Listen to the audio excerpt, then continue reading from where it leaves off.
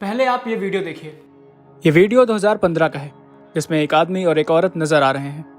ये असल में पति पत्नी हैं, या फिर ये कहें कि पति पत्नी थे। ये दोनों मूल रूप से भारत के रहने वाले थे और अमेरिका में किसी रिश्तेदार की डोनट शॉप में काम करते थे। वीडियो में आप देख सकते हैं कि दोनों दुकान के पीछे वाले कमरे में हैं। फिर कुछ देर बाद सिर्फ पति अकेला बाहर निकलता है और ये आखिरी दिन था जब इस शख्स को देखा गया था।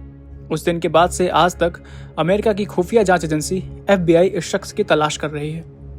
इतना ही नहीं, यह शख्स FBI की 10 मोस्ट वांटेड लिस्ट में शामिल है। FBI ने इस शख्स के बारे में जानकारी देने वाले को शुरुआत में $1 लाख देने की घोषणा की थी, जो बाद में बढ़ाकर 2.5 लाख कर दी गई थी। लेकिन हाल ही में FBI ने एक बार फिर इनाम की रकम बढ़ाते हुए इसे सीधा $10 लाख यानी लगभग 9 करोड़ रुपए कर दी है। नमस्कार, क्राइम तक में आपका स्वागत है। मैं हूं विनय ग्रहरी। तो आइए जानते हैं कि आखिर इस शख्स पर इतना बड़ा इनाम क्यों है। इस शख्स का नाम है भद्रेश कुमार चेतन भाई पटेल। भद्रेश और उनकी पत्नी पलक पटेल मूल रूप से भारत में गुजरात के रहने वाले हैं, जो अमेरिका के मैरीलैंड राज्य में हैनोवर में एक रिश्तेदार की डोनट शॉप डंकिन डोनट्स में काम करते थे। रिपोर्ट्स के मुताबिक भद्रेश ने 12 अप्रैल 2015 को डोनट शॉप के पिछले कमरे में अपनी 21 साल की पत्नी पलक पटेल की चाकू से कई बार वार करके हत्या कर दी थी। हत्या करने के बाद वो पीछे के दरवाजे से भाग निकला। डोनट शॉप से भागने के बाद वो सीधे अपने अपार्टमेंट पर गया, जहां वो अपनी पत्नी के साथ रहता था। वहां से कुछ सामान और जरूरी दस्तावेज लिए, फिर टैक्सी पकड़कर न्यू जर्सी के लिए रवाना हो गया। भद्रेश न्यू जर्सी में नेवार्क लिबर्टी इंटरनेशनल एयरपोर्ट के पास एक होटल में रुका और अगले दिन वहां से चेकआउट करके नेवार्क पेन स्टेशन के लिए रवाना हो गया। उसके बाद से उसे किसी ने नहीं देखा और उस दिन से लेकर आज तक FBI को उसकी तलाश है।